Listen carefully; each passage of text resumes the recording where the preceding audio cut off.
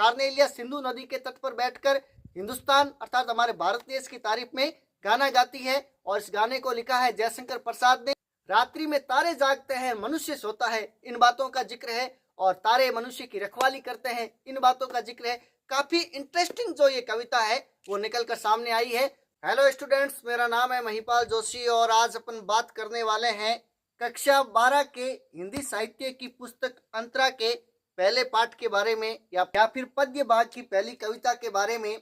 कविता को लिखा है कवि जयशंकर प्रसाद ने। कविता का नाम है कार्नेलिया का गीत। कार्नेलिया कौन थी? तो सबसे पहले मैं आपको बता दूं, सिकंदर के सेनापति सेल्यूकस की पुत्री थी जो भारत को अपना देश मानती थी। और बहुत ही इंटरेस्टिंग ढंग से जो है इस कविता के अर्थ के बारे में मैं आपको बताऊंगा। एक एक जो शब्दार्थ है उसके बारे में भी जानेंगे। एक एक पंक्ति का क्या कुछ अर्थ निकल कर सामने आता है उसके बारे में भी अपन बात करेंगे। आप यहाँ कार्नेलिया का जो गीत है उसको देख सकते हैं। मैं यहाँ मोबाइल फोन के माध्यम से कार्नेलिया का जो गीत है उसकी पंक्तियों को पढ़ रहा हूँ।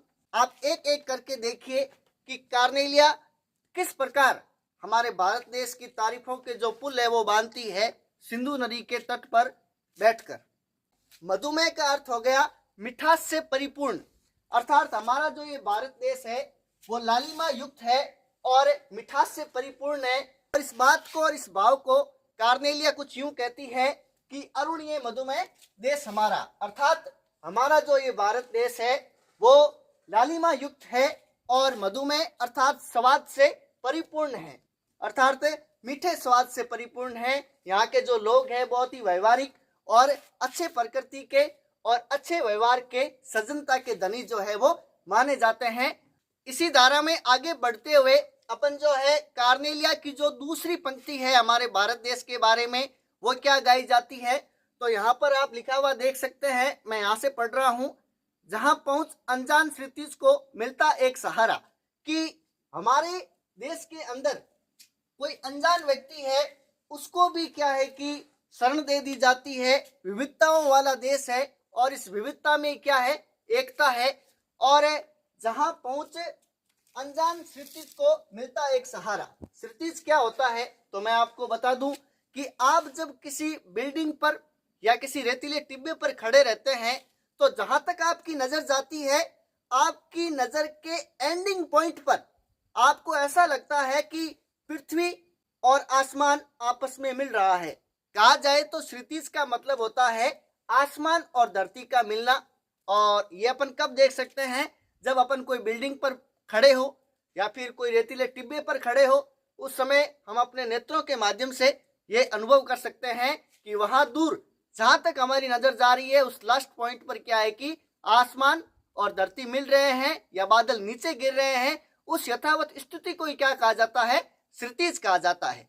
तो कार्नेलिया का यहाँ पर कहना है जहां पहुंच अनजान क्षितिज को मिलता एक सहारा, कि हमारे भारत देश में अगर कोई अनजान व्यक्ति भी आ जाता है, चाहे वो क्षितिज से आता हो, अनंत से आता हो, कहीं बहुत ज्यादा दूर से आता हो, फिर भी क्या है कि हमारे देश में आने पर उसको सहारा मिल जाता है या जो अपनत्व का जो भाव है वो हमारे देशवासी उसको देने लगते हैं।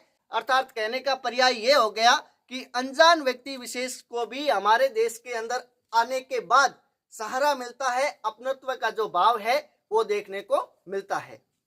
सरस ताम्रस गर्भ विवाह पर नाच रही तरुशिखा मनोहर। सरस यानी रस से युक्त, सरस का शब्दार्थ होता है रस से युक्त। ताम्रस अर्थात कमल का फूल। गर्भ विवाह पर नाच रही तरुशिखा मनोहर, तरुशिखा कहते हैं डाल को, और मनोहर जो मन को अच्छा लगे। अर्थात कमल का जो फूल है जब खिलता है तो बहुत ज्यादा सुंदर लगता है। इसी के साथ जो कमल का फूल है जब हवा चलती है तो उसकी जो तरुशिखा अर्थात जो डाली होती है वो हवा के साथ क्या है कि इस प्रकार नृत्य करने लगती है। तो वही कमल की जो पंखुड़ियां है वो हवा के साथ नृत्य करती हुई नजर आती है। ऐसा प्यारा हमारा भारत देश है। इस छिटका जीवन हरियाली पर मंगल कुमकुम सारा, कि हमारे भारतवर्ष में चारों तरफ हरियाली हरियाली ही नजर आती है।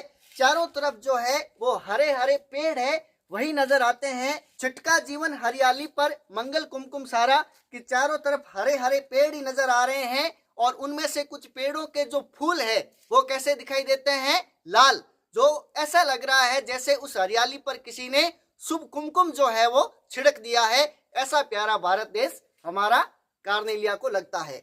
चलिए अब आगे बढ़ते हैं। कार्नेलिया भारत की तारीफ में क्या कुछ कहती है। लघु सूरधनु से पंख पसारे, शीतल मले समीर सहारे। लघु सूरधनु से पंख पसारे, शीतल मले समीर सहारे, उड़ते खग जिस और मुंह किए, समझ नीड निज प्यारा।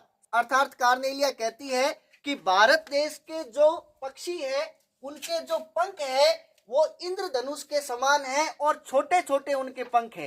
पहली बात तो वो कहती है लघु, लघु का मतलब छोटा, मतलब भारत देश के जो पक्षी है उनके पंख कैसे हैं, छोटे हैं। और सूर्यधनु का मतलब हो गया इंद्रधनुष के समान है, अर्थात रंग बिरंगे हैं। और उन पंखों को फैलाए हुए मलय, मलय मतलब पर्वत, समीर का मतलब हवा, कि उन पर्वत के किनारे हवा का, समीर मतलब हवा, हवा का सहारा लेते हुए वो पक्षी जो है वो उड़ते हुए नजर आ रहे हैं। और उड़ने के साथ साथ उन्होंने जिस तरफ अपना मुंह किया हुआ है वह भारत देश है और अपना घर समझकर उस और मुंह करके वे उड़ते हुए बड़े चाव से या फिर बहुत ज्यादा मन से उड़ते हुए उस तरफ जा रहे हैं। एक बार फिर से देखिए कि क्या कुछ कार्नेलिया पक्षियों के माध्यम से भारतवर्ष की तारीफ के अंदर कहती है कि भारत देश के जो पक्षी है उसके जो पंख है वो इंद्रधनुष के समान रंग बिरंगे हैं और वह अपने छोटे छोटे पंखों को लेकर पर्वत के किनारे, समीर मतलब हवा का साथ लेते हुए उड़ते चले जा रहे हैं। और उनका जिस तरफ मुंह है वो भारत देश है। और साथ ही कार्नेलिया कहती है वह भारत देश को अपना घर समझते हैं। इस वजह से क्या है कि वो उस तरफ जो है बड़े चाव से, बड़े मन से उड़ते हुए इत्मीनान जा रहे हैं। बरसाती आंखों के बादल बनते जहां भरे करुणा जल, लहरें टकराती अनंत की पाकर जहां किनारा। बरसाती आंखें, बरसाती आंखें मतलब जिन आंखों के अंदर पानी भरा हो। बरसाती आंखें इट मीन्स जिन आंखों के अंदर पानी भरा हो, अर्थात भारत के जो निवासी है, भारत के जो देशवासी है, उन्हें दूसरों के दुख के बारे में पता चलता है और वे सभी को अपनत्व के भाव से देखते हैं। कि बरसाती आंखों के बादल बनते जहां भरे करुणा जल, लहरें टकराती अनंत की पाकर जहां किनारा। अर्थात कार्नेलिया का कहना है कि लहरें टकराती अनंत की पाकर जहां किनारा, अर्थात जहां से लोग अनंत से आते हैं, दूसरे देशों के लोग आते हैं, उनको भी स्वतंत्रता से यहाँ रहने का अधिकार है और उनके जितने भी दुख है अपना दुख समझते हैं और उनकी मनोभावना और चेतना को सहर्ष स्वीकार भी करते हैं और बड़े प्रेम से और चाव से जो है मिलजुल कर रहते हैं। और वसुदेव कुटुंबकम की जो परिभाषा है उसको सच साबित करते हैं भारत के निवासी। करुणा का मतलब होता है दया, अर्थात भारत देश के निवासियों को जल्द ही किसी पर दया आ जाती है और वह उस पर क्या है कि अपनी कृपा करने लगते हैं और उसे अपनत्व के भाव से समझते हैं।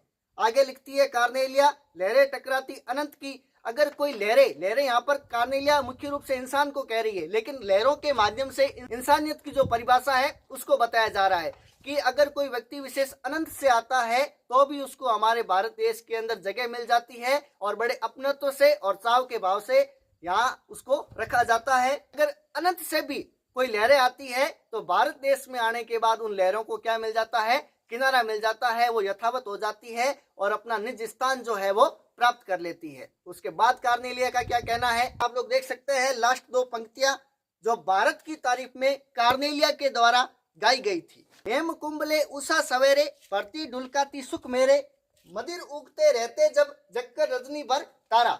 अर्थात जब रात्रि का समय होता है उस समय हमारे भारतवर्ष के जो तारे होते हैं वो जागते हैं, व्यक्ति विशेष तो सोते हैं। अर्थात भारत के जो निज निवासी है, रजनी कहते हैं रात्रि के समय को, मदिर कहते हैं नींद को। यहाँ पर मंदिर नहीं लिखा हुआ है, मदिर लिखा हुआ है। मदिर का अर्थ होता है नींद। अर्थात भारत के लोग जब रात को सोते हैं उस समय तारे क्या है कि भारत के जागते हैं। ऐसा प्यारा भारत देश हमारा है। हेम कुंभले उषा सवेरे मतलब जो हेम कुंभ का तात्पर्य हो गया सोने का घड़ा, अर्थात जो सूर्य उगता है उसको कार्नेलिया ने हेम कुंभ कहा है। और जो हेम कुंभ का अर्थ है वो भी क्या होता है, सोने का घड़ा। हेम कुंभले उषा सवेरे, भरती ढुलकाती सुख मेरे, कि सुबह सुबह जो सूर्य है वो उग जाता है। इस वजह से कभी तो मुझे सुबह का माहौल है वो काफी मनोरम लगता है, सुखमय लगता है। लेकिन थोड़ी देर में क्या है कि सोने के घड़े रूपी जो सूर्य है वो ऊपर आके इस तरह हो जाता है, तो मेरी जो नींद है उससे मुझे जागना पड़ता है। और प्रकृति का जो सुबह का सौंदर्य है वो 1 मिनट के लिए तो मुझे बहुत अच्छा लगता है, तो दूसरे ही मिनट क्या है कि वो सारा परिवर्तित हो जाता है, क्योंकि सूर्य जब अपनी छटा निहारते हुए आगे बढ़ता है तो क्या है कि धूप आने लगती है और मेरा जो सुख है वो कुछ समय का होता है, उसके बाद वो समाप्त हो जाता है। इसीलिए कार्नेलिया लिखती है कि हेम कुंभले उषा सवेरे भरती ढुलकाती सुख मेरे, कि कभी तो मेरे सुख को वो भर रही है और कभी जो मुझे सुख प्राप्त हुआ है उसको क्या है कि ढुलकाती मतलब कि बिखेर रही है। कौन?